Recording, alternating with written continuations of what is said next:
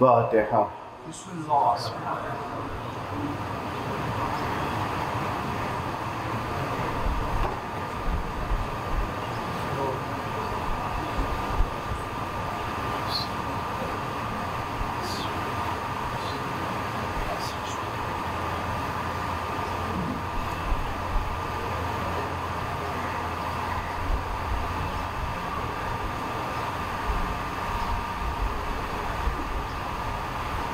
حضرات التماس ہے کہ ایک مرتبہ پھر سورہ حمد اور 3 مرتبہ سورہ اخلاص کی تلاوت فرما کے بانی اعضا خانہ مرحوم و مغفور سید علی متقی جعفری کو اور ان کی 2 بیٹیاں جو دونوں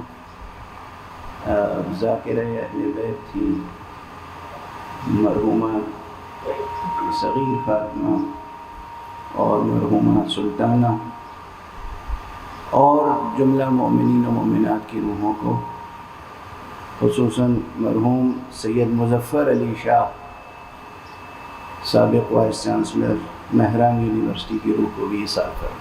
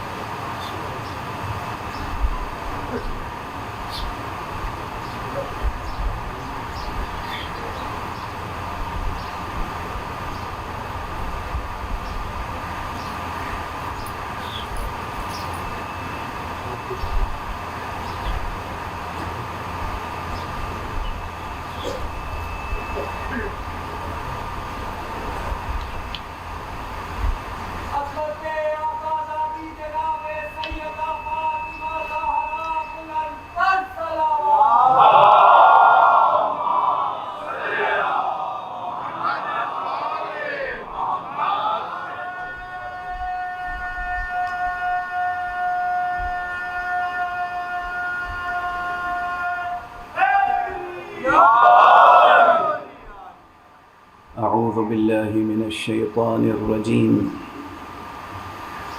بسم اللہ الرحمن الرحیم، الحمد للہ رب العالمین، والصلاة والسلام علی اشرف الخلائق اجمعین، سیدنا و سید الاولین والآخرین، حبیبنا و حبیب الہ العالمین، امام المرسلین و خاتم النبیین، رحمت للعالمین، ابی القاسم المصطفى محمد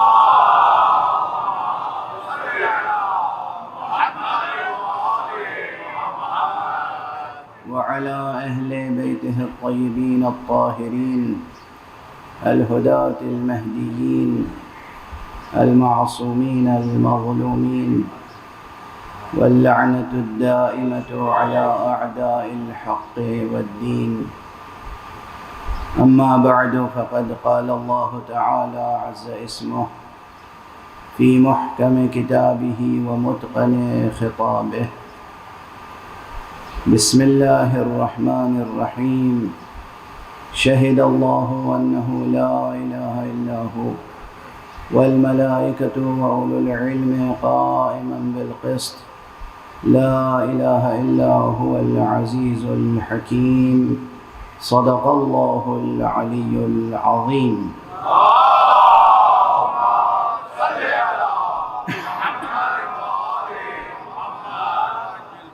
ایک مرتبہ اور بلندتر صلوات.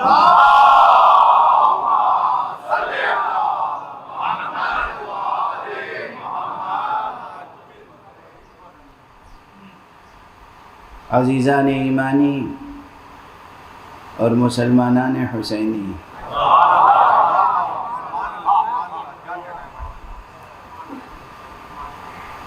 قرآن حکیم کے سورہ مبارکہ آل عمران کی 18ویں آیت ہے. سورہ آل عمران یوں آپ کو یاد رہ جانا چاہیے کہ آپ آل عمران سے خوب واقف ہیں.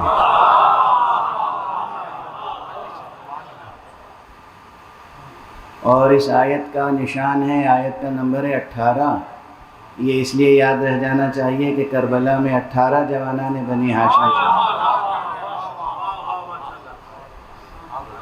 تو یہ سورہ آل عمران کی 18ویں آیت ہے جو میں مسلسل آپ حضرات کی خدمت میں تلاوت کرنے کی سعادت حاصل کر رہا ہوں۔ آیت شہد اللہ، شہد اللہ انہ لا الہ الا ہو۔ اللہ سبحانہ و تعالی گواہی دیتا ہے کہ کوئی معبود برحق نہیں ہے سوائے اس کے، والملائکۃ، اور ملائکہ بھی گواہی دیتے ہیں کہ کوئی معبود برحق نہیں ہے سوائے اس کے، وَأُولُو الْعِلْمِ، اور جو اولو العلم ہیں۔ آپ اجازت دیجئے کہ میں اس کا ترجمہ یوں کر دوں کہ جو مالکان علم ہیں۔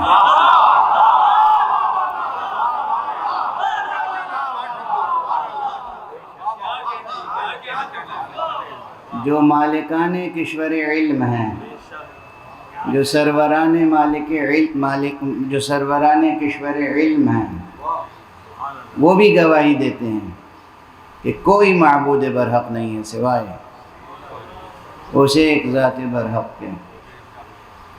اور یہ تمام کے تمام گواہی دینے والے، ان کی حالت یہ ہے، یہ حال یہ ہے، کیفیت یہ ہے کہ وہ گواہی دیتے ہیں عدل پر سرفراز رہتے ہوئے۔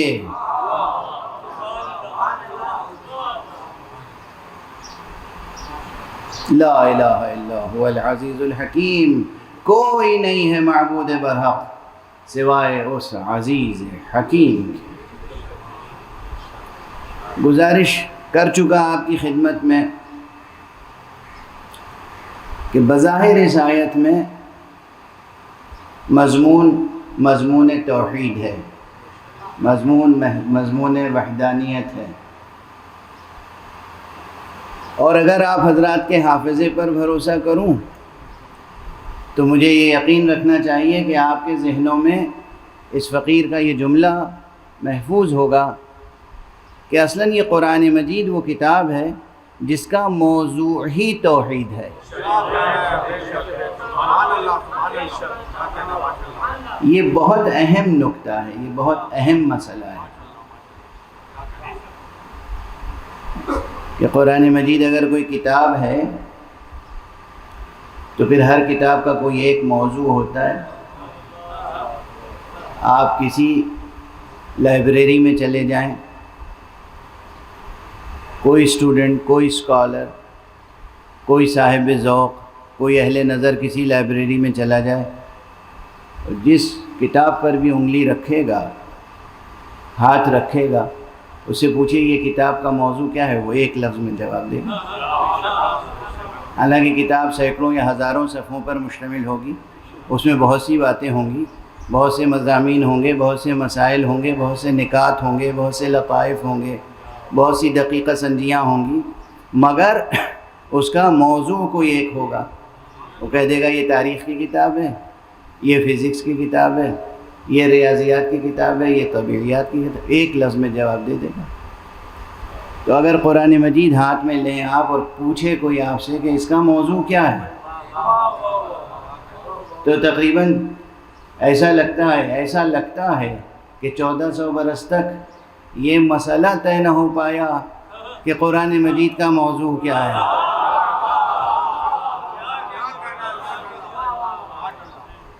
اس لیے کہ ہمارے ایک جلیل القدر عالم اور عظیم المرتبت مترجم اور مفسر جناب مولانا سید ابو الاعلیٰ مودودی رحمۃ اللہ علیہ، پروردگار ان کی روح پر رحمت نازل فرمائے اور ان کے درجات بلند فرمائے، میں دل سے ان کی قدردانی کرتا ہوں۔ عظیم عالم تھے، مخلص تھے، اور خدمت گزار اسلام و قرآن تھے، خدمت گزار اسلام و اہل بیت تھے، اور انہوں نے جب تفسیر تفہیم القرآن لکھی تو اس کے شروع میں مقدمے میں یہ مسئلہ اٹھایا کہ اگر قرآن مجید کوئی کتاب ہے تو پھر اس کا کوئی ایک موضوع بھی ہوگا، تو ہمیں یہ جستجو کرنی چاہیے کہ اس کا موضوع کیا ہے۔ جب میں نے یہ مقدمہ پڑھا تو حیرت میں رہ گیا کہ کیا یہ بھی جستجو کی بات ہے کہ اس کا موضوع کیا ہے؟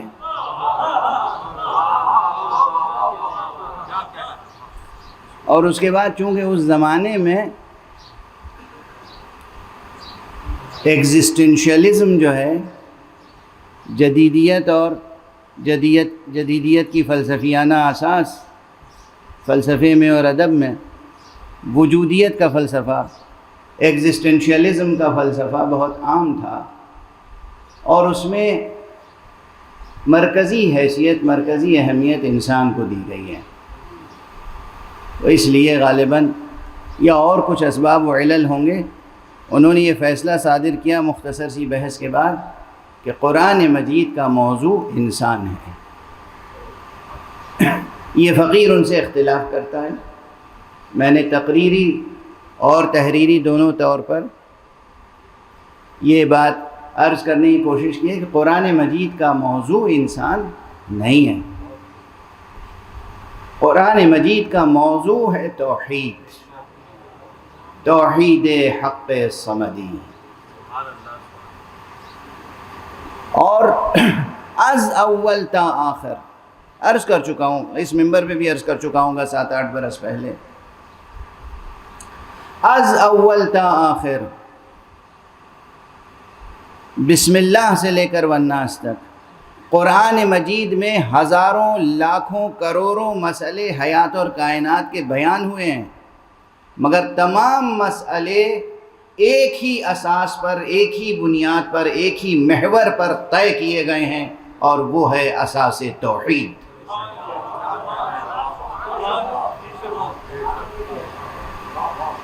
توحید حق صمدی، زندگی کے چھوٹے سے مسئلے سے لے کر اور بڑے سے بڑے مسئلے تک، ہر مسئلے کو قرآن مجید نے توحید کی بنیاد پر، توحید کی اساس پر، توحید کے محور پر حل کرنے کی تعلیم دی ہے۔ تو یوں تو پورے قرآن مجید میں موضوع ہی توحید ہے، لیکن بعض مقامات پر قرآن مجید میں یہ موضوع توحید اپنی پوری آب و تاب کے ساتھ نمایاں ہوا ہے۔ دیکھیے سورج نکلتا ہے جب صبح تو سورج ہی ہوتا ہے، مگر وہ دور ترین افق پہ ہوتا ہے تو اس کی روشنی میں وہ تیزی نہیں ہوتی، رنگ بھی ویسا نہیں ہوتا۔ جب وہ دھیرے دھیرے بلند ہوتا ہے تو پھر اس کے کرنوں کی رنگت بھی بدلتی ہے، حرارت میں بھی اضافہ ہوتا جاتا ہے، چمک میں بھی اضافہ ہوتا جاتا ہے، اور جب بالکل آپ کے سر پہ آ جاتا ہے نصف النہار، اس وقت اس سورج کی آب و تاب کچھ اور ہوتی ہے، اس کی حرارت، اس کی روشنی، اس کی تابانی، درخشندگی، تابکاری، اور پھر وہ ڈھلتا چلا جاتا ہے تو پھر شام کے وقت اس کی روشنی جو ہے وہ بالکل شفق میں بدل جاتی ہے وہی سورج، ہیں اسی سورج کی کرنیں، مگر فاصلے جب بدل جاتے ہیں، کم ہوتے ہیں اور بڑھتے ہیں تو پھر اس کی تابانی میں فرق آ جاتا ہے۔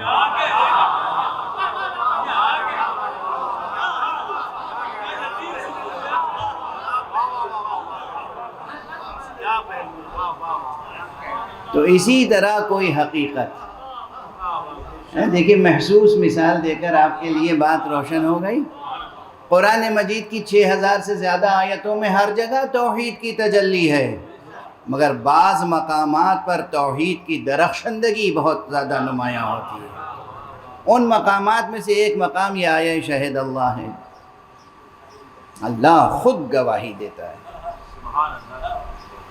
گزشتہ گفتگوؤں میں یہ بھی عرض کیا جا چکا کہ خود لفظ شہدہ جو ہے، اس میں ابن فارس نے تو یہ صراحت کی ہے۔ ابن فارس وہ شخص ہے کہ جو عربی زبان کا اتنا بڑا عالم ہے کہ لغت کے معاملے میں اس سے بڑا کوئی عالم، اس کی برابری کرنے والا نظر نہیں آتا۔ ابن فارس نے کتاب معجم و مقاییس اللغہ میں عربی کے روٹ ورڈز کے اندر چھپے ہوئے معانی کو بیان کیا ہے۔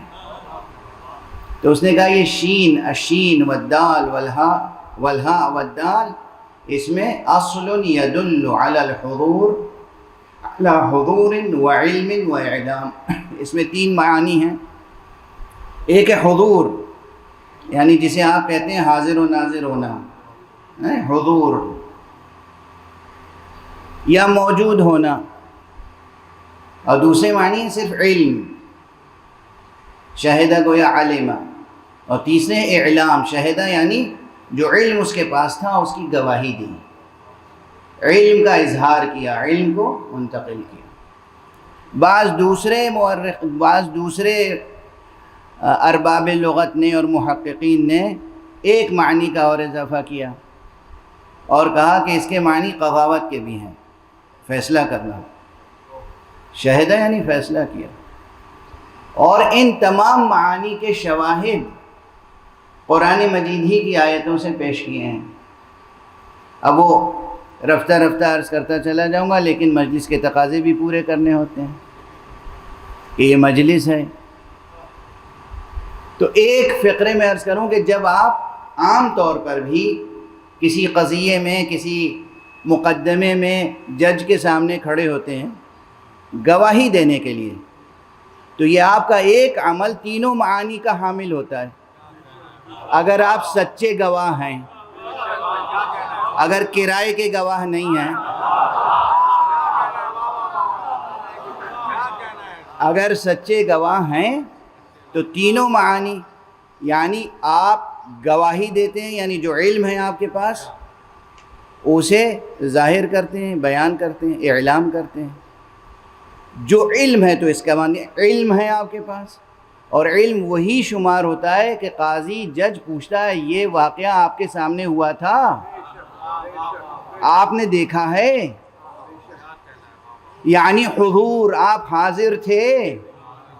تو گویا ایک یہ فعل جو گواہی دینے کا ہے، شہادت دینے کا ہے، شاہد بننے کا ہے، اس میں تینوں معنی موجود ہیں۔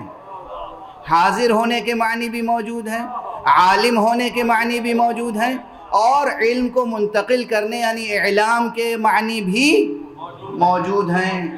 اور کبھی کبھی آپ کی گواہی فیصلے کی بنیاد بن جاتی ہے۔ تو گویا قضاوت کے معنی سے قریب ہو گئے۔ دیکھیے ایک ایک لفظ پہ گفتگو ہو رہی ہے، اللہ کرے کہ 9 تاریخ تک مکمل ہو جائیں۔ اب یہاں ٹھہر کے گفتگو کرنی یہ ہے، شہد اللہ سے مراد کیا ہے؟ اللہ سبحانہ و تعالی موجود ہے اور وہ خود اپنی ہستی پر گواہ ہے، اور اس کا علم حضوری ہے، اور پھر وہ اپنے علم کا اظہار فرما رہا ہے اپنے مخلوقات کے لیے، اور اپنے علم کا اظہار جس طرح ممکن اور مناسب ہے مخلوقات کے لیے اس طرح سے وہ اظہار کر رہا ہے۔ یعنی جب وہ گواہی دے رہا ہے تو وہ اس انداز سے گواہی دے رہا ہے کہ جسے کہتے ہیں آفتاب آمد دلیل آفتاب، نصف النہار کا وقت ہو، ہنگام ہو، ساعت ہو ظہر کی، اور سورج سامنے چمک رہا ہو، تو کسی اور کو گواہی دینے کی ضرورت نہیں ہے کہ یہ سورج ہے۔ سورج خود اپنے وجود پر گواہ ہوتا ہے۔ تو پروردگار عالم کی ہستی خود اپنی ہستی پر گواہ ہے، بس ضرورت اس بات کی ہے کہ بندے کے اور ذات حق کے درمیان کوئی پردہ حائل نہ ہو، کوئی حجاب حائل نہ ہو، کوئی ابر نہ ہو، اور ان حجابات کو ہٹانے کی سعی و کوشش ہی سب کچھ ہے۔ ریاضت، سیر، سلوک، عبادت، اطاعت، جو کچھ قرآن مجید یا کوئی بھی کتاب آسمانی، کوئی بھی نبی، کوئی بھی امام، کوئی بھی ولی دعوت دیتا ہے عبادت کرو، ریاضت کرو، عبادت کرو، ریاضت کرو۔ کس لیے عبادت کرو، کس لیے ریاضت کرو؟ تاکہ جو سورج ہے اس کے اور تمہارے درمیان جو بادل ہے، جو بھی حجابات حائل ہیں، وہ حجابات برطرف ہو جائیں۔ ایک صلوات پڑھ دیجئے محمد۔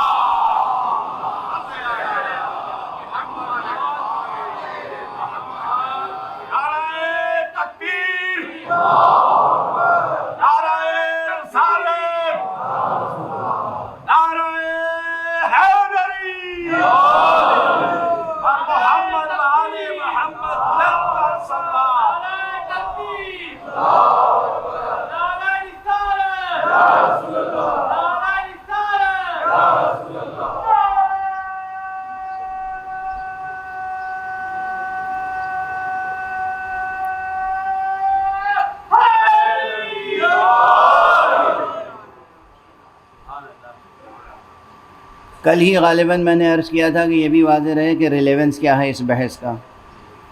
اولاً تو واقعاً یہ بحث ہمیشہ زندہ رہی ہے اور رہے گی۔ دوسرے یہ کہ اس وقت، اس عہد میں جب ہم سانس لے رہے ہیں تو پوری دنیا میں شورش الحاد برپا ہے اور انسان سے اس کی اصالت سلب کرنے کی کوشش کی جا رہی ہے۔ انسان سے اس کی اصالت سلب کرنے کی کوشش کی جا رہی ہے۔ انسان سے اس کا حضرت حق سبحانہ و تعالی پر یقین سلب کرنے کی کوشش کی جا رہی ہے۔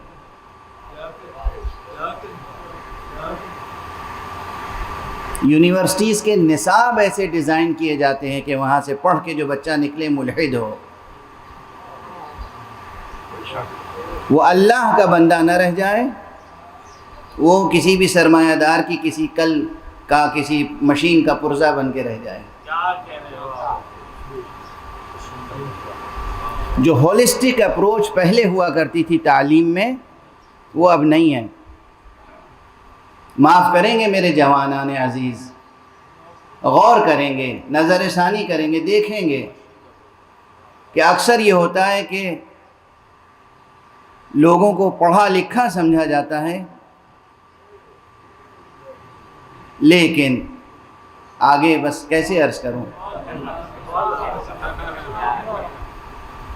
جو کیفیت ہوتی ہے، جو تہ در جہالت ہوتی ہے، وہ ایسے ہی ہوتی ہے جیسے تہ در بادل ہوتے ہیں۔ ابھی کہا تھا میں نے، وہ بادل جو ہیں وہ سورج کی کرنوں کو پہنچنے نہیں دیتے، یہ جہالت بھی فطرت کی پاکی کو ابھرنے نہیں دیتی۔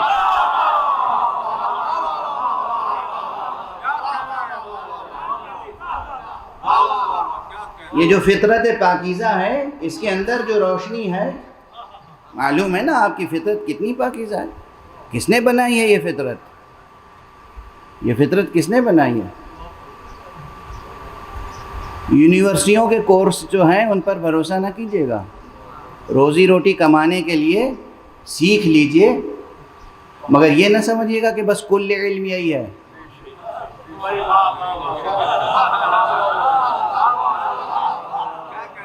اس فقیر کی اتنی بات گرہ میں باندھ لیجئے، میری تو تحریک ہی ہے تعلیم۔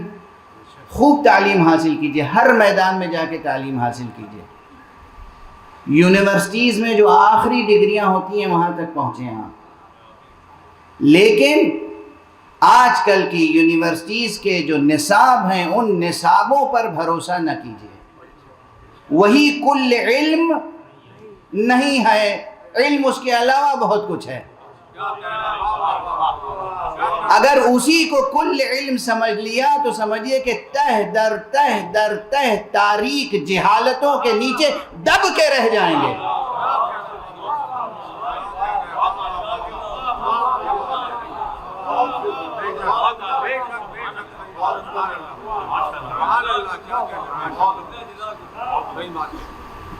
یہ یاد رکھیے، جو فطرت ہے آپ کی بڑی پاکیزہ فطرت ہے۔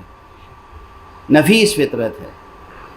اب میں بعض باتیں ممبر سے عرض کرتے ہوئے زبان لکنت کرنے لگتی ہے، لیکن مجبور ہوں کہ جو جدید دنیا ہے، بڑے بڑے ماہر تعلیم بنے بیٹھے ہوئے، ماہر تعلیم کہتے تھے، ہم لوگ اس کو کہتے تھے،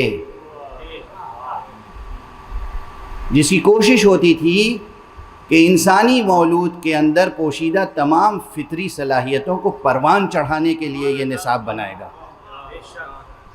ایک ہولسٹک اپروچ کے ساتھ، کہ یہ شخصیت کے اندر جو قدرت نے صلاحیتیں، خوبیاں پہلے سے ودیعت کر رکھی ہیں، اس کو وہ پروان چڑھانے کی کوشش کرے گا۔ اب صورتحال یہ نہیں ہے، اور دوسری کوشش کیا کرے گا؟ فطری باتیں سکھائے گا۔ کاش اتنا ہی جملہ کام کر جائے، یعنی آپ کے ذہن پہنچ جائے۔ اب تو 5 برس اور 6 برس کے بچوں کو یہ سکھایا جاتا ہے کہ تم غیر فطری کیسے ہو سکتے ہو۔ خدا نہ کرے کہ یہ وبا ان ملکوں میں آئے، لیکن جو دنیا کے ترقی یافتہ ممالک ہیں ان میں تو قیامت ہے۔ ابھی بھی اگر روشن نہ ہوا ہو مسئلہ تو میں ذرا سا یہ جملہ بس اتنا ہی کہہ دوں، اس سے زیادہ تہذیب ممبر مانع ہے۔ 5-6 برس کے معصوم بچوں کو جو نابالغ ہیں، ان کو احکام بالغان سکھانے کے کیا معنی ہے؟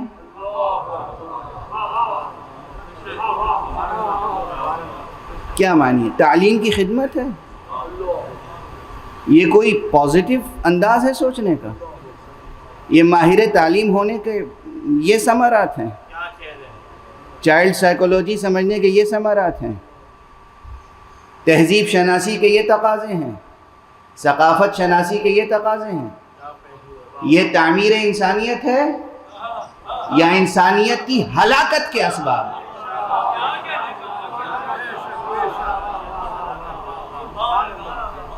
یعنی 5-6 برس کے 7 برس کے بچوں کو، لڑکوں کو، لڑکیوں کو تعلیم بالغان دی جا رہی ہے۔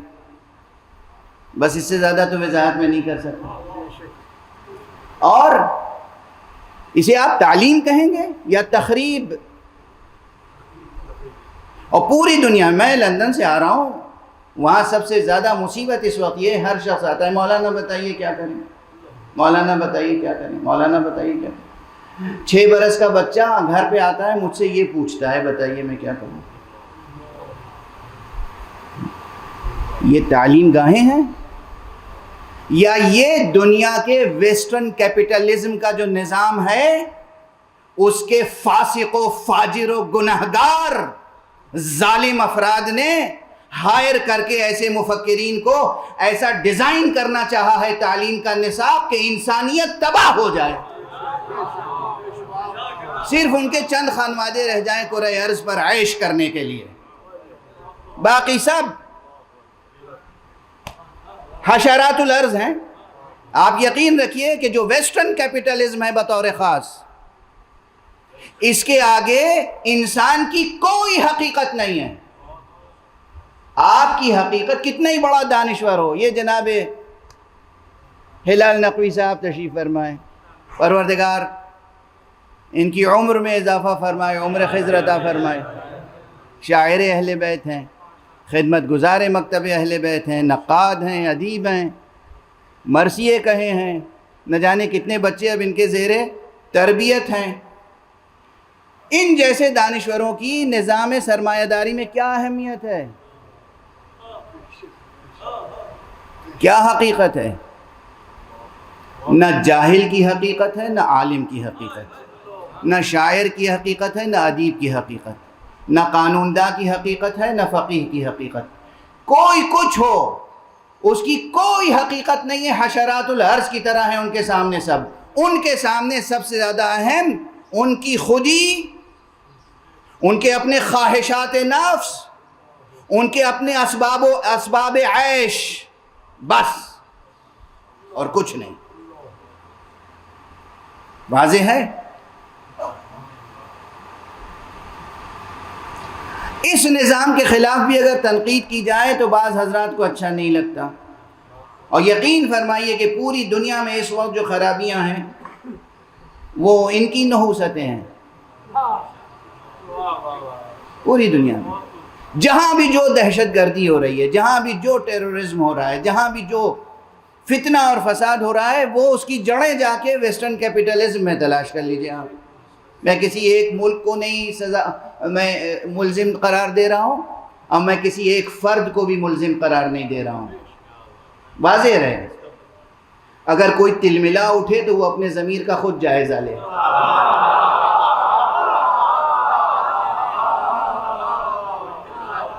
میں کسی ایک فرد کی بات نہیں کر رہا ہوں، کسی ایک ملک کی بات نہیں کر رہا ہوں. ایک نظام ہے، ایک نظام ہے جسے ہم مغربی سرمایہ داری کا نظام کہتے ہیں. یہ چاہتا ہے کہ ہر فرد اس کے سامنے سر بسجود ہو، جو وہ کہہ دے وہ ہو جائے، کوئی انکار نہ کرے، اور جیسا وہ چاہیں ویسا نظام تعلیم بنے. اگر ان کی عادتیں غیر فطری ہیں تو پھر ان کے سامنے کوئی ایسا کھڑا نہ ہو جو کہہ سکے میاں یہ غیر فطری عمل کر رہے ہیں آپ. وہ کہیں نہیں یہی عین فطرت ہے، تم بھی یہی کرو. تو چھوٹے بچوں کو سکھاتے ہیں کہ بس تم بتاؤ کیا بننا چاہتے ہو. چھوٹے لڑکے، 5 برس کا لڑکا، 6 برس کا لڑکا، 5 برس کی لڑکی، 6 برس کی لڑکی، تم کیا بننا چاہتے ہو؟ مرد کی حیثیت سے جینا چاہتے ہو، عورت کی حیثیت سے؟ تمہیں اختیار ہے. تم لڑکے ہو، اگر لڑکی بننا چاہتے ہو تو تمہیں اختیار ہے. ماں باپ اگر روکے تمہیں تو ہم انہیں جیل میں ڈال دیں گے، تم آزاد ہو. کیا نظام تعلیم ہے، کیا نظام حریت ہے، کیا آزادی کا نظام ہے، کیا انسانیت کے لیے تحفہ ہے. اور ہمارے جوان تڑپ تڑپ کے انہی ملکوں میں جانا چاہتے ہیں. کیا اچھا ملک ہے. بعض حضرات تعریف کرتے ہیں کہ صاحب یہاں سے تو زیادہ اسلام وہاں ہے. کیا اسلام شناسی ہے. ایک صلوات پڑھ دیجئے محمد.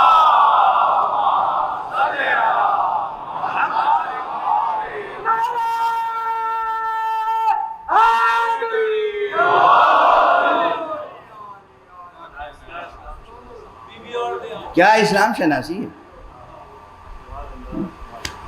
اور تعجب تب ہوتا ہے، اب جانے دیجیے، یہ تعجب والی بات اس وقت نہیں ذکر کروں گا، دامن بیان کو سمیٹ لوں. اتنا کافی ہے آپ کے ذہن و ضمیر کو جھنجھوڑنے کے لیے. بتائیے کہ سرکار سید الشہداء حضرت امام ابو عبداللہ الحسین علیہ السلام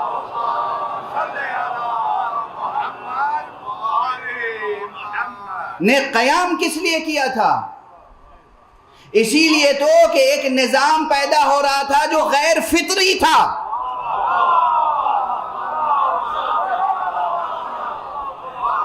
غیر عادلانہ تھا، منصفانہ نہیں تھا، آئین و اساس وحی و اخلاق نبوی پر قائم نہیں تھا، انسانی فطرت سے ٹکرانے والا تھا. اس لیے امام نے قیام کیا تھا نا. تو امام کی یاد کے صدقے میں، امام کے ذکر کے صدقے میں ہمیں یہ حق حاصل ہونا چاہیے، اور ہمارے پاس یہ جرأت ہونی چاہیے کہ ہم دنیا کے بڑے سے بڑے باطل نظام کے سامنے کم سے کم حرف اعتراض بن کے تو کھڑے ہو جائیں.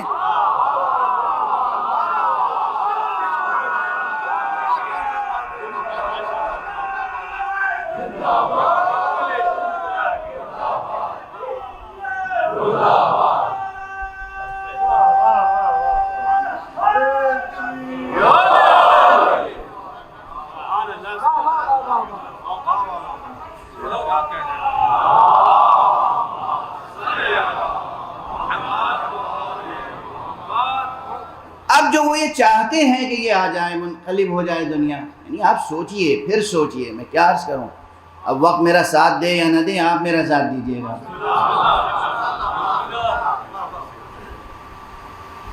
اقتصادی نظام کیسا بن رہا ہوگا دنیا کا، کس طرح سے، کس ذہانت کہوں یا شیطنت، کس شیطنت کے ساتھ، کس مکر کے ساتھ نظام بنائے جاتے ہیں افراد کو اسیر کرنے کے لیے، اور پھر پوری پوری قوموں کو اسیر کرنے کے لیے، اور پھر اپنے علاوہ تمام دنیا کی قوموں کو تباہ کرنے کے لیے۔ جرأت سے کام لیجئے، جینے کا حوصلہ تو رکھیے۔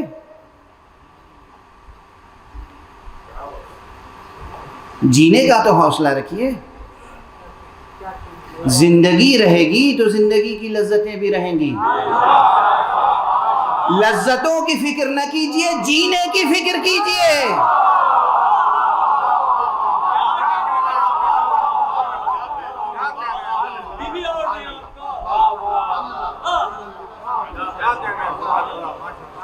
اصل زندگی قائم رہے گی نا تو زندگی کی لذتیں بھی ہیں، زندگی کی سعادتیں بھی ہیں، زندگی کی سرفرازیاں بھی ہیں، زندگی کی کامیابیاں بھی ہیں۔ سب سے پہلے لذتوں کو لے کے اپنی زندگی نہ ہار جائیے۔ آپ انسان ہیں، سب سے پہلے آپ انسان ہیں، آپ انسان ہیں۔ اپنے گناہوں پر پردہ ڈالنے کے لیے پروگرام تو بناتے ہیں، یعنی تعلیمی پروگرام سے لے کر اقتصادی پروگرام سے لے کر سیاسی پروگرام تک جس طرح کے بھی پروگرامز بنتے ہیں، سب میں انسانیت کا سم قاتل موجود ہوتا ہے انسانیت کے لیے۔ لیکن اس کے بعد سیاسی طور پر ٹیلی ویژن پر آ کر اور مختلف دنیا کے بڑے پلیٹ فارمز پہ آ کے گفتگو ہوتی ہے۔ ہم سے بڑا کوئی حقوق انسانی کا علمبردار نہیں ہے۔ کیا حقوق انسانی ہے؟ کہ آپ بچیوں کے سر پہ حجاب نہیں ڈال سکتے، واہ سبحان، یہ حقوق انسانی۔ حقوق انسانی، بچیوں کو حجاب نہیں پہنا سکتے۔ تمہیں عریاں ہونے کا حق ہے، ہمیں لباس پہننے کا حق نہیں ہے۔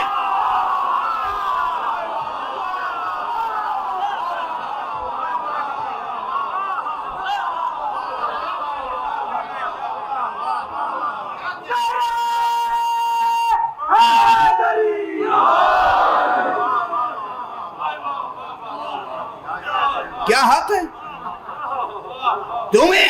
اگر یہی کہ سب کو برابر کا حق ہے، آزادی ہے، تم عریاں رہنا چاہتے ہو، عریاں رہو۔ ہم لباس پہننا چاہتے ہیں تو ہمیں لباس پہننے دو۔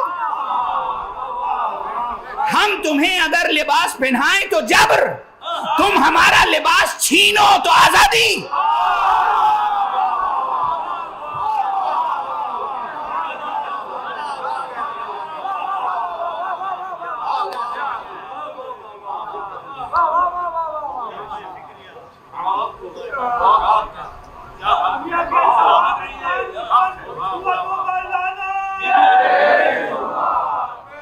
لڑکیوں کا اسکارف نہیں پہن کے امتحان دے سکتی بچیاں، اسکارف پہن کے اسکول میں نہیں جا سکتی بچیاں۔ اور پھر چھوٹے بچوں، جو میں نے عرض کیا، یعنی بار بار عرض کرتے ہوئے مکروہ معلوم ہو رہا ہے، لیکن اس لیے عرض کر رہا ہوں کہ آپ حضرات کے سینوں میں یہ درد ذرا بڑھے تو صحیح، احساس بیدار تو ہو۔ 5 برس کے بچے، 6 برس کے بچوں کو تعلیم بالغان دی جا رہی ہے، اور اسکولوں پر جبراً نافذ کیا۔ اگر کوئی اسکول والا کہتا ہے بھائی ہم اپنے یہاں یہ نہیں پڑھانا چاہتے، نہیں، کیسے نہیں پڑھائیں گے آپ کا اسکول ہم بند کر دیں گے، آپ کی ڈگری، آپ کے سرٹیفکیٹ کو ہم ریکگنائز نہیں کریں گے، ہم آپ کو ایڈ نہیں دیں گے، ہم آپ کو سہولتیں نہیں فراہم کریں گے، جب تک کہ آپ اپنے بچوں کو، جب تک کہ آپ انسان کے بچوں کو حیوان نہ بنائیں۔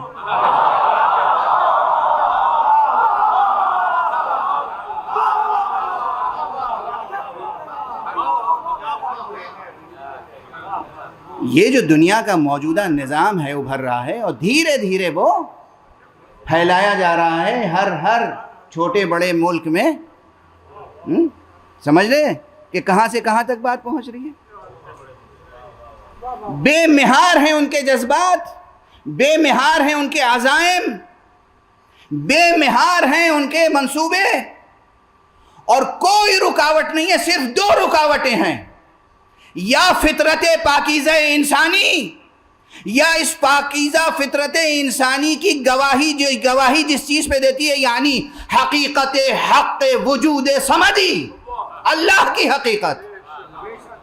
فطرت کو وہ بدفعلیوں اور بدعمالیوں سے مسخ کرنا چاہتے ہیں، اور خدا کی حقیقت پر یقین کو مٹا دینا چاہتے ہیں۔ کون اعتراض کرے گا؟ اعتراض کون کرے گا؟ ظاہر ہے وہ لوگ اعتراض کریں گے جن میں ریلیجس سینٹیمنٹس ہوں گے، اس لیے پہلے ریلیجن کا مذاق اڑاؤ، بتاؤ کہ میاں یہ مذہب کیا ہے، خدا کیا ہے؟ There is no God, just enjoy your life. کوئی نہیں ہے خدا۔ یہ باقاعدہ اس کے بینرز لگا کے اشتہار کیے جاتے ہیں۔ کیوں؟ اس لیے کہ لیکن یہ ناکام ہوں گے انشاءاللہ۔ کیوں؟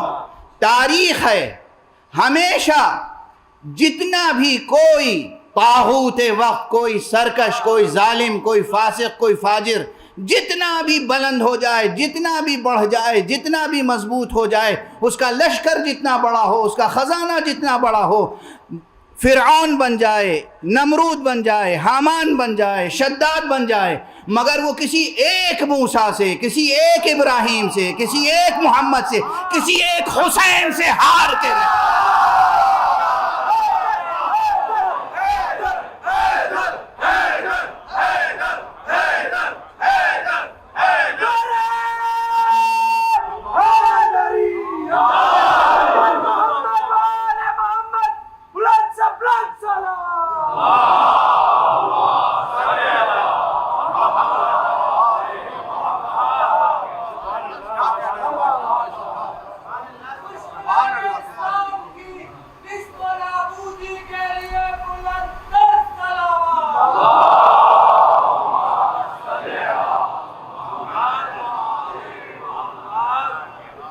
اب سمجھ میں آیا ریلیونس؟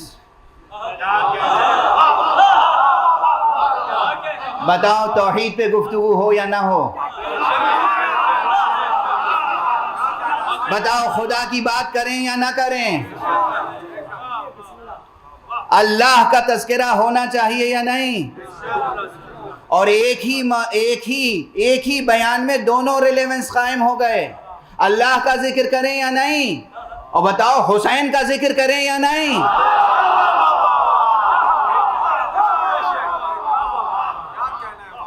جب بھی تخت حکومت پر بیٹھنے والا کوئی طاغوت خدا کو بھلانے کی کوشش کرے تو حسین کا تذکرہ کرو۔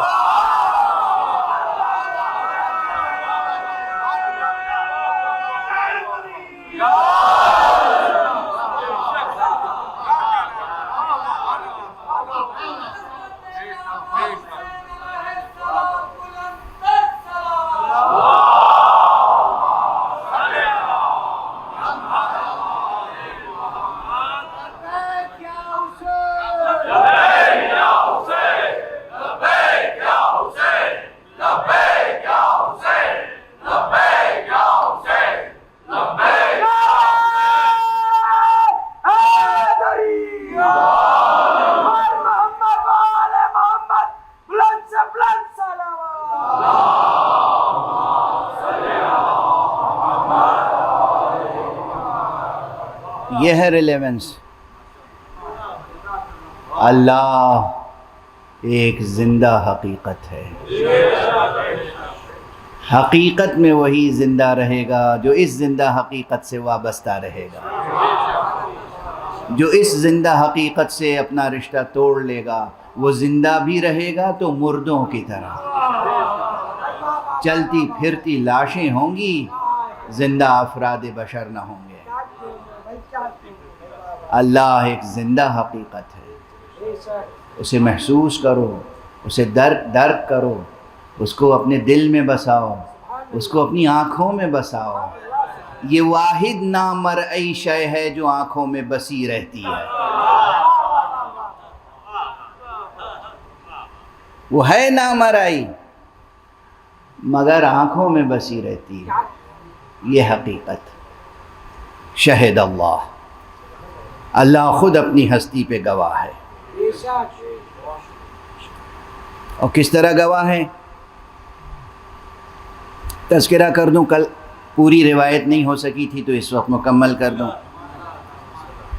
کہ اس آیت کریمہ کی شان نزول میں یہ ذکر کیا ہے مختلف مفسرین نے، اور مفسر قرطبی نے بطور خاص، اور اگر میرا حافظہ غلطی نہیں کر رہا ہے تو مفسر آلوسی نے بھی اس کا تذکرہ کیا ہے اور مفسرین نے بھی کیا ہے کہ شام سے 2 یہودی عالم آئے، مدینے پہنچے تو مدینے کے در و دیوار دیکھ کر،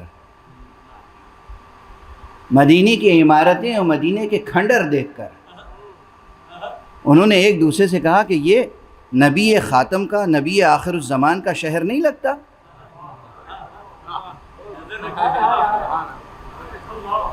کہاں لگتا ہے، بالکل وہی شہر۔ داخل ہوئے، پوچھا، جستجو کی، لوگوں نے کہا ہاں محمد ابن عبداللہ صلی اللہ علیہ وسلم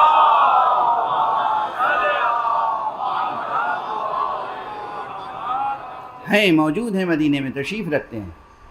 کہاں ہیں؟ مسجد النبی میں ہیں۔ مسجد تک رہنمائی کی گئی، مسجد میں آئے اور آنے کے بعد انہوں نے سوال کیا کہ سب سے بڑی گواہی آپ کے پاس کون سی گواہی ہے؟ آپ کی کتاب میں سب سے بڑی گواہی کون سی ہے؟ اس وقت یہ آیت نازل ہوئی، اے رسول ان کے سامنے کہہ دیجئے شہد اللہ انہ لا الہ الا هو والملائکۃ واولو العلم قائما بالقسط لا الہ الا هو العزیز الحکیم۔ کیا آیت تھی کہ سنتے ہی وہ گویا کہ سجدہ ریز ہو گئے اور انہوں نے کہا اشہد ان لا الہ الا اللہ واشہد ان محمد رسول اللہ۔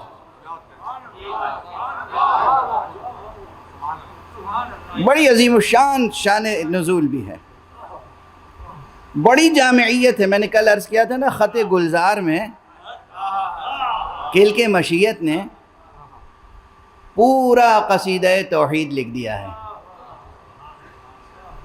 اللہ گواہی دیتا ہے۔ ابھی بات ظاہر ہے کہ جاری رہے گی، وقت گزر گیا۔ آیتوں کی قرأت کیسے کی جائے، اس کے اندر چھپے ہوئے معانی مزید کیسے پڑھے جائیں؟ میں نے وعدہ کیا تھا آپ سے کہ آج ایک مثال قرآنی پیش کروں گا جس سے معلوم ہوگا کہ پچھلی کتابوں میں ہمارے پیغمبر کا تذکرہ کیسے تھا۔ کل میں نے وعدہ غالباً کیا تھا، بک آف جینیسس جیسے اناجیل میں ہے وہ تو تھی نہیں، اس میں پیغمبر کا اس طرح سے تذکرہ تو تھا نہیں کہ جناب اسماعیل علیہ السلام تک یا جناب ابراہیم علیہ السلام تک یا جناب آدم علیہ السلام تک یا جناب عدنان تک یا جناب ہاشم تک ہی پورا سلسلہ ہو کہ وہ ہوں گے محمد ابن عبداللہ ابن عبد المطلب ابن ہاشم، ان کی ماں کا نام آمنہ ہوگا۔ یہ سب تو نہیں ہے کہیں۔ پھر کس طریقے سے تذکرہ تھا کہ تھا بھی، نہیں بھی تھا، اور اتنا روشن تھا کہ ان کو بھی پہچانتے تھے لوگ، ان کے خاندان کو بھی پہچانتے تھے، ان کے شہر کو بھی پہچانتے تھے۔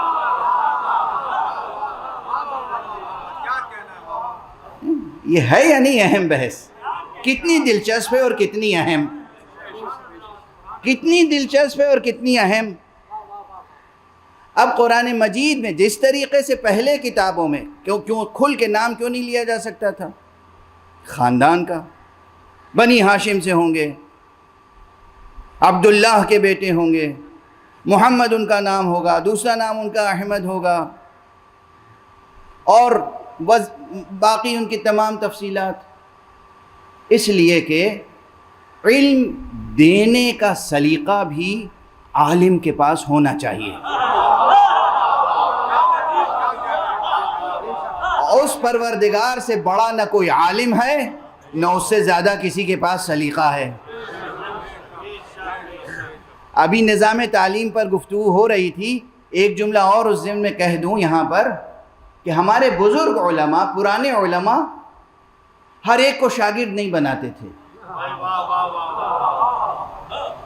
وہ اس کا حسب نسب بھی دیکھتے تھے، خاندانی بیک گراؤنڈ دیکھتے تھے، اس کا، اس کے باپ کا، اس کے دادا کا اخلاق کیسا تھا، اس کی ماں کا، اس کی نانی کا اخلاق کیسا تھا، اس خود بچے کے گھر کی پرورش کیسے ہوئی ہے۔ جب مطمئن ہو جاتے تھے کہ ظرف پاکیزہ ہے،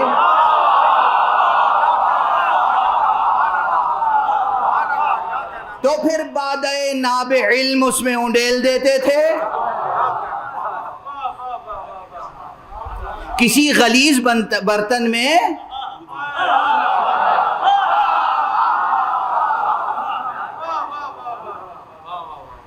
نفیس سے نفیس شربت بھی پھر نوشیدنی نہیں رہ جاتا، زہر ہو جاتا ہے۔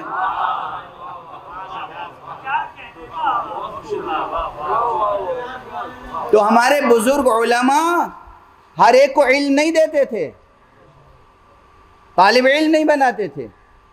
یہ نہیں کہ وہ کوئی جاگیرداری تھی، جاگیردارانہ ذہن نہیں تھا، دونوں میں فرق ہے۔ زر، زن، زمین، دنیا، مال دنیا، اس کو جاگیر بنانا جاگیرداری ہے، علم کو اس کے اہل تک منتقل کرنا امانت داری ہے۔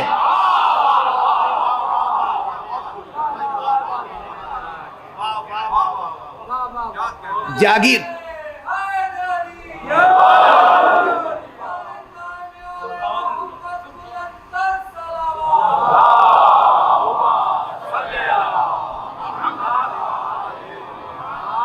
یاد رکھیے گا، اگر اہل کے پاس علم ہوگا تو وہ معاشرے کے لیے سود مند ہوگا، وہ پورے معاشرے کے لیے سبب رحمت و برکت و سعادت ہوگا، سبب وحدت و اتحاد ہوگا، سبب امن و سکون ہوگا۔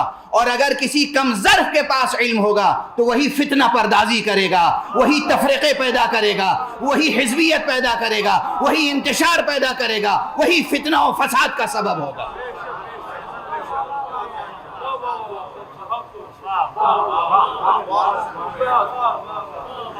تو یہ چیز اس سے زیادہ کون بہتر سمجھتا ہوگا کہ علم کس طرح منتقل کیا جائے۔ اب کیسے کیسے محسوس مثالیں دوں، بالکل بازاری سی مثال دے دوں ایک، حالانکہ میں بازار وغیرہ سے مجھے کچھ سلیقہ نہیں ہے اس کا۔ جتنی نفیس شے بکتی ہے بازار میں اتنے ہی زیادہ اس کے اوپر غلاف چڑھے ہوتے ہیں۔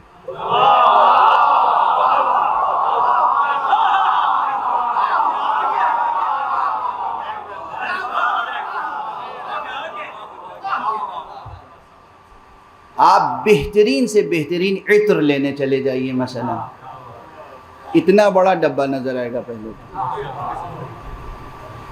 اس کے بعد آپ کھولیں گے تو ایک ڈبہ، اس کے اندر دوسرا، اس کے بعد تیسرا، اندر سے اتنی سی شیشی نکلے گی۔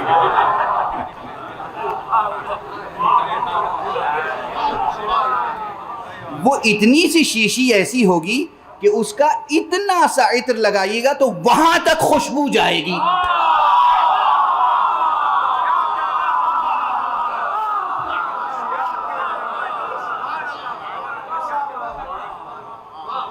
بات واضح ہوئی؟ اسی لیے بیان میں اتنے غلاف ہوتے ہیں وحی کے کہ جو جوہر علم ہے اہل تک جائے تاکہ روشنی پھیلے۔ صلوات پڑھ دیجئے محمد۔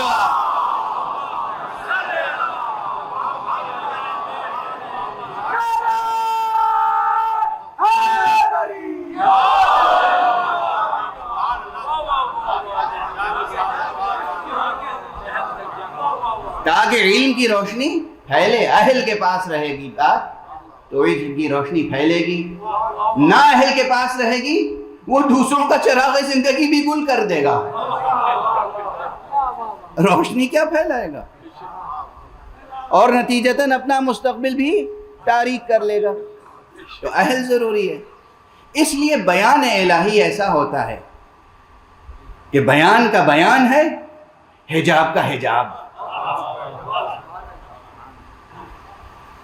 اب اس کی ایک مثال، وقت حالانکہ گزر گیا، وقت بالکل گزر گیا، مگر میں کیا عرض کروں کہ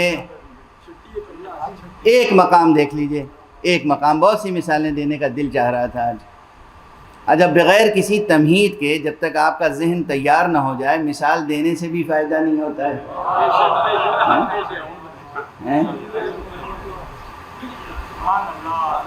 زمین پر ہل نہ چلایا جائے اور بیج ڈال دیا جائے تو بیج ختم ہو جاتا ہے، مر جاتا ہے۔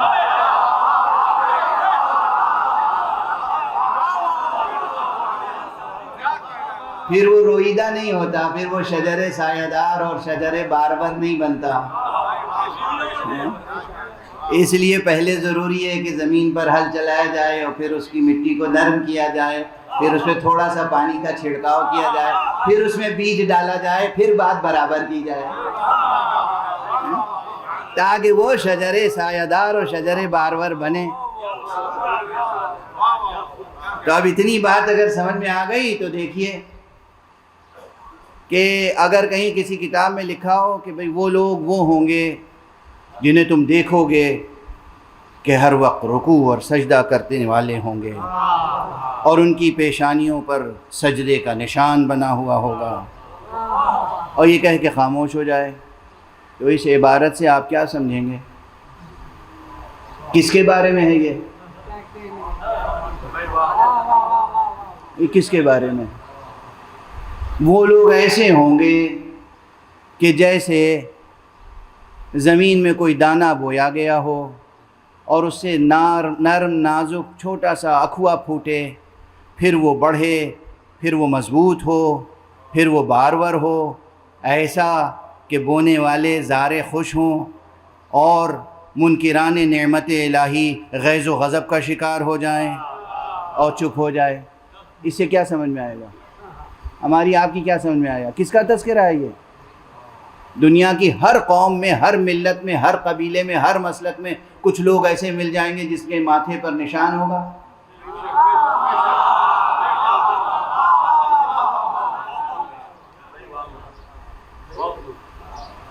کس کا تذکرہ ہو رہا ہے یہ؟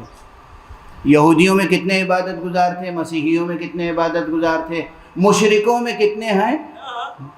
اب بتوں کے سامنے سے ہی ماتھا تو ٹیکتے ہیں۔ اب صرف یہ بیان، اس میں کچھ نہیں ہے، نہ نام، نہ حسب، نہ نسب، نہ وطن، کچھ نہیں۔ کیا ہوا یہ تذکرہ؟ نص ہے، بیان ہے، دلیل ہے، کیا ہے یہ؟ تو کچھ نہیں، تو مبہم سا بیان ہے۔ قرآن کیا کہتا ہے؟ بسم اللہ الرحمن الرحیم، محمد الرسول اللہ والذین معہ اشداء علی الکفار رحماء بینہم تراہم رکعا سجدا یبتغون فضلا من اللہ ورضوانا وفضلا، یبتغون رضوان، ایک صلوات پڑھ دیجئے محمد۔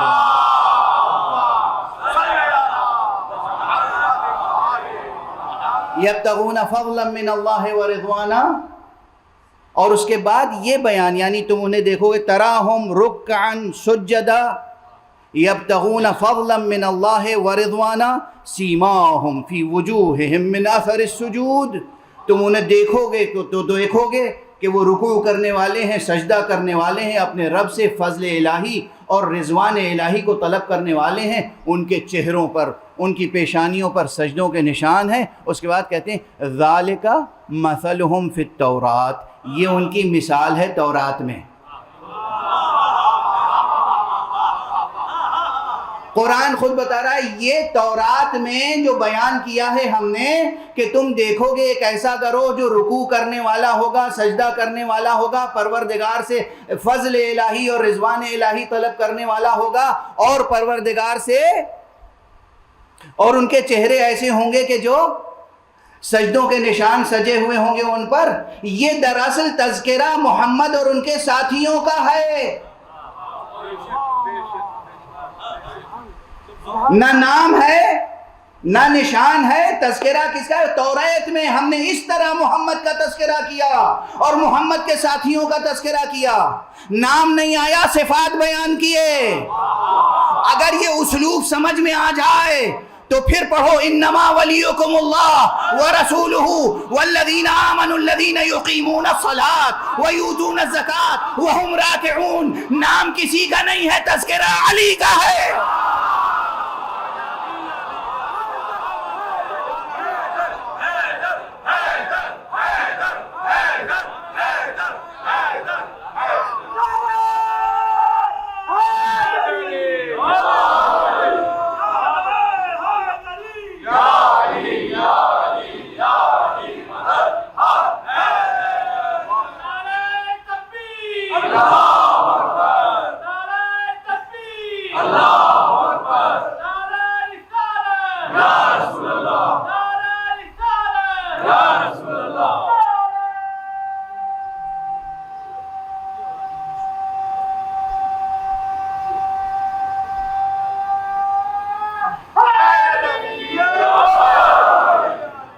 واضح ہے.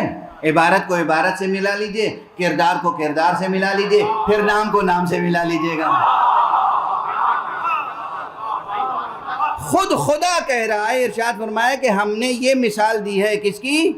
محمد رسول اللہ والذین معہ، محمد اپنے پیغمبر کی اور جو لوگ ان کے ساتھ رہنے ساتھی ہیں ان کی مثال کیا ہے؟ ذالک مثلہم فی التوراۃ، ان کی مثال تورات میں یہ ہے. کیا ہے؟ تراہم رکعا سجدا یبتغون فضلا من اللہ ورضوانا سیماہم فی وجوہہم من اثر السجود. تم دیکھو گے وہ رکوع کرنے والے ہیں، وہ سجدہ کرنے والے ہیں، خدا سے دعا کرنے والے ہیں، فضل و رضوان الہی طلب کرنے والے ہیں، اور ان کی پیشانیوں پہ سجدوں کے نشان ہیں. اسی طرح ہم کہتے ہیں علی کا تذکرہ قرآن میں ہے. کہاں ہے؟ وہی دیکھ لو جہاں اللہ نے کہا ہے وہ ایمان لانے والے ہیں، وہ نماز قائم کرنے والے ہیں، وہ حالت رکوع میں زکوٰۃ دینے والے ہیں.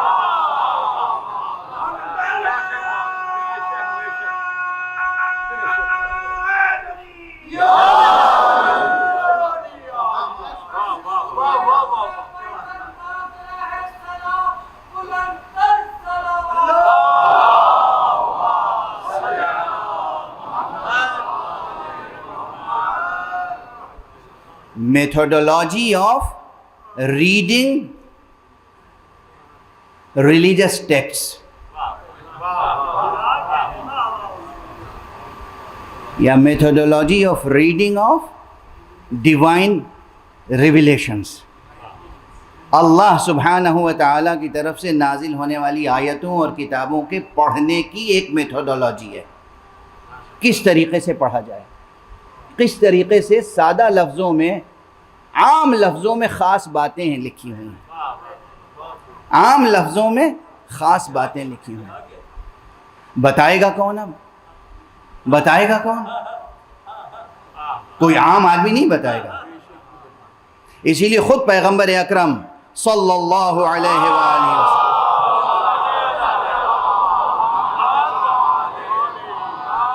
ارشاد فرمایا ہے کہ اللہ سبحانہ و تعالیٰ نے ان اللہ سبحانہ و تعالیٰ انزل علی ھذا القرآن ومثلہ معہ. اللہ سبحانہ و تعالیٰ نے میرے اوپر یہ قرآن نازل کیا ہے اور اسی کے مثل میرے ساتھ کچھ اور ہے.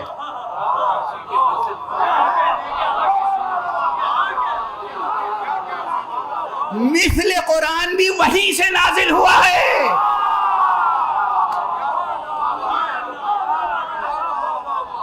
اور چیلنج کر رہا ہوں، کوئی اس حدیث کا انکار نہیں کر سکتا. اللہ نے قرآن نازل کیا وَمِثْلَهُ مَعَهُ، اور اسی کے ساتھ اس کا مثل نازل کیا ہے.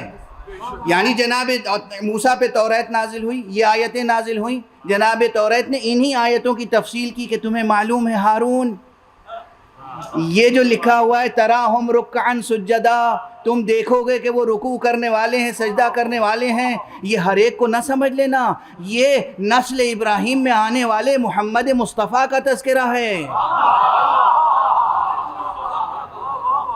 اور وہ ایسے ہوں گے اور اس خاندان سے ہوں گے، اور وہاں ساری تفصیل موجود ہے کہ وہ عبداللہ کے بیٹے ہوں گے، یتیم در یتیم آمنہ ہوں گے، اور وہ آغوش ابو طالب کے پروردہ ہوں گے. ان کی ولادت شعب ابی طالب میں ہوگی، وہ مکے میں پیدا ہوں گے، ہجرت کر کے طیبہ جائیں گے، یثرب جائیں گے، یثرب کو طیبہ بنا دیں گے، مدینۃ الرسول بنا دیں گے. ساری تفصیل جناب موسیٰ نے ہارون کو اور اپنے دوسرے اوصیاء کو تعلیم فرمائی. اگر تعلیم نہیں فرمائی تو باقی یہودی علماء کے پاس اتنا علم کہاں سے آیا کہ مدینہ دیکھ کے پہچان لے یہ نبی آخر الزمان کا شہر ہے.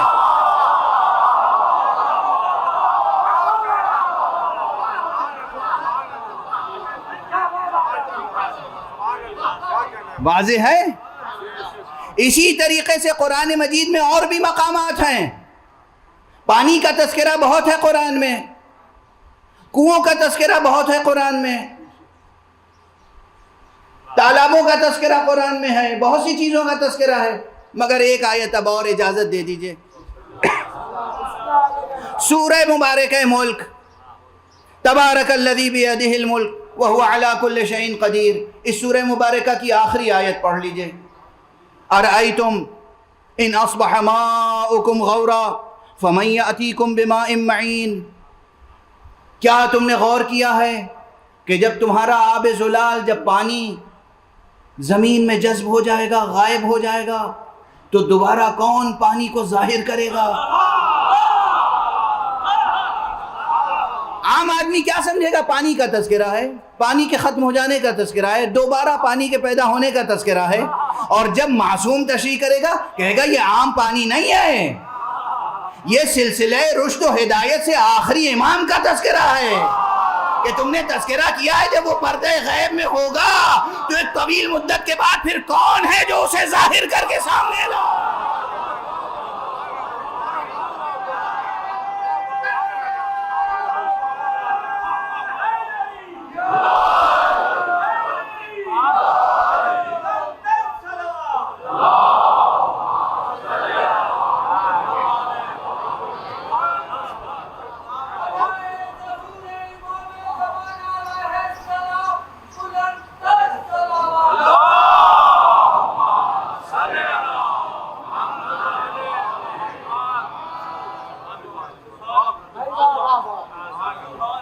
سمجھ میں آ رہی ہے؟ ریڈنگ میتھڈولوجی، یہ پانی عام پانی نہیں ہے۔ اَرَأَيْتُمْ إِنْ أَصْبَحَ مَاؤُكُمْ غَوْرًا، کیا تم نے غور کیا ہے، سوچا ہے، دیکھا ہے؟ دیکھا ہے بمعنی غور کیا ہے۔ اَرَأَيْتُمْ، کیا تم نے سوچا ہے؟ کیا سوچا ہے؟ إِنْ أَصْبَحَ مَاؤُكُمْ غَوْرًا، جب تمہارا پانی غائب ہو جائے گا، زمین میں جذب ہو جائے گا، فَمَن يَأْتِيكُمْ، پھر کون لے کر آئے گا؟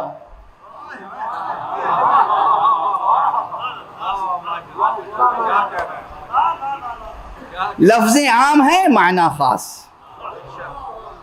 وہاں بھی لفظ عام ہے، معنی خاص۔ بالکل جس اسلوب سے توریت میں اللہ نے محمد اور ان کے ساتھیوں کا تذکرہ کیا صلی اللہ علیہ وآلہ وسلم، بالکل اسی اسلوب سے پہلے امام کا تذکرہ ہے، اور ایک نہیں ایک سے زیادہ مقامات پر، بالکل اسی اسلوب سے آخری امام کا تذکرہ ہے، اور ایک نہیں ایک سے زیادہ مقامات پر۔ ایک صلوات پڑھ دیجئے محمد۔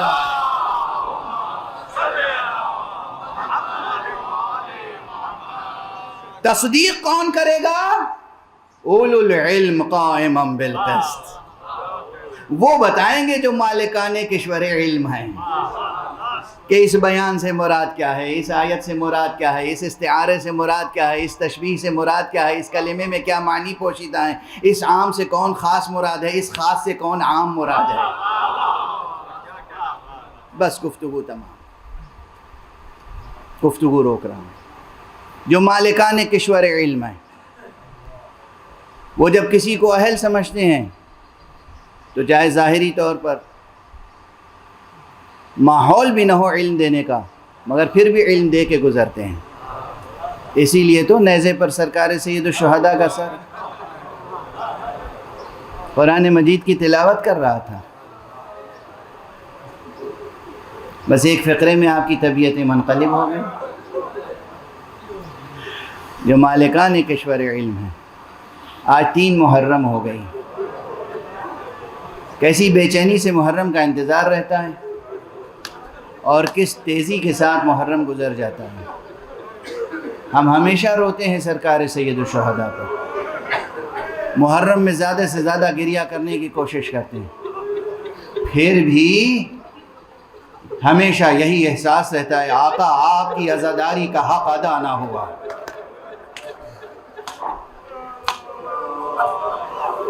یہ کیا کہ ہماری آنکھوں سے آنسو بہہ گئے اور ابھی رگوں میں خون باقی ہے؟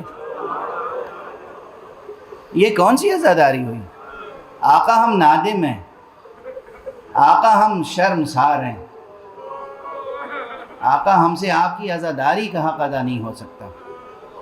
جو آپ نے قربانیاں دی ہیں، جو آپ کے اہل بیت نے قربانیاں دی ہیں، جو آپ کے اصحاب نے قربانیاں دی ہیں، آج 3 محرم ہے، عموماً اصحاب باوفا کا تذکرہ ہوتا ہے، وقت کافی گزر چکا ہے، اس لیے بس 2-3 جملوں میں ایک جانثار کا تذکرہ کر دوں۔ یہ جانثار کوفے کے رہنے والے ہیں، مگر کتابوں میں ہے کہ صحابی رسول بھی ہیں، بعض نے تصریح کی ہے کہ صحابہ میں سے ہیں، اور بزرگ سن و سال کے مالک۔ ایسے بزرگ ہیں کہ کمر جھکی ہوئی ہے، آنکھوں کے پپوٹے آنکھوں پہ لٹک آئے ہیں، نظر نہیں آتا کچھ، لیکن نہ جانے کب سے یہ کوفے سے نکل کے کربلا آ کے خیمہ ڈال کے وہیں رہ رہے ہیں، کیونکہ انہوں نے اپنے کانوں سے رسول کو یہ کہتے ہوئے سنا تھا کہ دیکھو میرا یہ بیٹا حسین سرزمین کربلا پہ قتل کیا جائے گا، تم میں سے جو اس وقت باقی رہ جائے اس کی نصرت میں بخل نہ کرے، اس لیے یہ آ کے وہاں رہ رہے ہیں خیمہ ایک چھوٹا سا ڈال کے۔ اور اس کے بعد جب روز عاشورہ آیا تو یہ ایک نیزہ لے کر، ایک شمشیر لے کر، ایک رومال لے کر، ایک کمربند لے کر آقا حسین کے اصحاب میں شامل ہو گئے، اور ساتھیوں سے کہا، اپنا تعارف کرایا اور کہا کہ دیکھو یہ نیزہ ہے نا، اس نیزے کو میری پیٹھ سے لگا کے میری کمر اور میرے سینے کو اس نیزے سے باندھ دو تاکہ میں سیدھا ہو کے کھڑا ہو سکوں۔ یہ رومال لو، یہ میرے پپوٹے اوپر اٹھا کے باندھ دو مضبوطی سے تاکہ میں دیکھ سکوں۔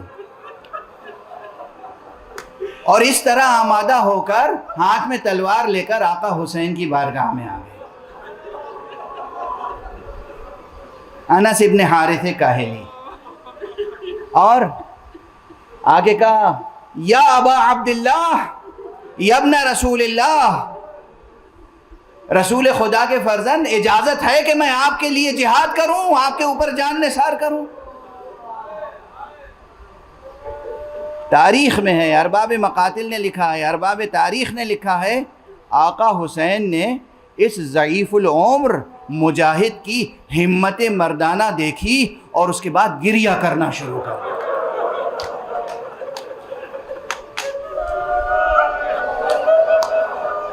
حسین جس زندہ شہید پر گریہ کر رہے ہوں، ان کا فرط ایمانی، ان کا فرط جہاد، جذبہ جہاد، فرط جذبہ جہاد دیکھ کر آقا کی آنکھوں میں آنسو آ جائیں، کیا مرتبہ ہوگا اس کا۔ دیکھا، دعائیں دی اور کہا بسم اللہ، قربانیوں کی راہ کھلی ہوئی ہے، جہاد کا راستہ کھلا ہوا ہے، بسم اللہ۔ امام کی دستبوسی کر کے اجازت لی، میدان میں گئے، اور اس پیری میں بھی، اس بڑھاپے میں بھی وہ بے پناہ جنگ کی ہے کہ نہ جانے کتنے دشمنوں کو تہ تیغ کیا، لیکن کب تک جنگ کرتے، کب تک جہاد کرتے؟ اس لیے کہ دشمنوں کا طریقہ تھا آنے والے مجاہدوں کو چاروں طرف سے گھیر لیں اور اس کے بعد ان پر ہر طرف سے وار کریں۔ اسی طرح اس بوڑھے مجاہد صحابی پیغمبر کے ساتھ بھی ہوا، اور پھر جب زخموں سے چور ہو کے یہ زمین پر گر رہے تھے، پھر ایک مرتبہ خیمے کی طرف دیکھا، سرکار سید الشہداء کو آواز دی، السلام علیک یا ابا عبداللہ، فرزند رسول آپ پر سلام ہو، گواہی دے دیجئے گا، نانا کو بتا دیجئے گا، میں نے وصیت پیغمبر پر عمل کیا ہے، میں نے وصیت پوری کر دی، میں نے عمل کیا ہے، آپ گواہی دیجئے گا۔ وہاں سرکار سید الشہداء کے ہاتھ بلند ہو گئے دعا کے لیے، پروردگار تیری قربانی کو قبول فرمائے، اے میرے نانا کے وفادار صحابی، تو نے حق وفا ادا کر دیا، انا للہ و انا الیہ راجعون، رضا بقضائہ و تسلیما لامرہ۔ پروردگار ہمیں علوم قرآن اور معارف اہل بیت سے آشنا فرما۔ پروردگار مالک معبود ملت اسلامیہ کو ایک رشتہ وحدت میں پرو دے، پالنے والے پروردگار ہمیں بھی اس قابل بنا دے کہ ہم تیری راہ میں، آقا حسین کی راہ میں کوئی قربانی پیش کر سکیں۔ معبود پروردگار ہمارے جوانوں میں ایمان اور یقین کی شمع کو روشن فرما، ہمارے سینوں میں ہمیشہ چراغ توحید روشن رہے، ہمارے ہاتھوں میں ہمیشہ دامان ختم نبوت رہے، ہمارے قدم ہمیشہ صراط مستقیم ولایت پر گامزن رہے۔ پروردگار ہمارے سروں پر رہبر معظم حضرت آیت اللہ العظمیٰ سید خامنئی کا سایہ برقرار رہے۔ پروردگار ہمارے سروں پر تمام مرجعیات رشیدہ کا سایہ برقرار رکھ۔ پروردگار معبود اپنے ولی آخر کو اذن ظہور عطا فرما اور ان کے ہاتھوں سے اپنی رحمت و رافت و عدالت کا پرچم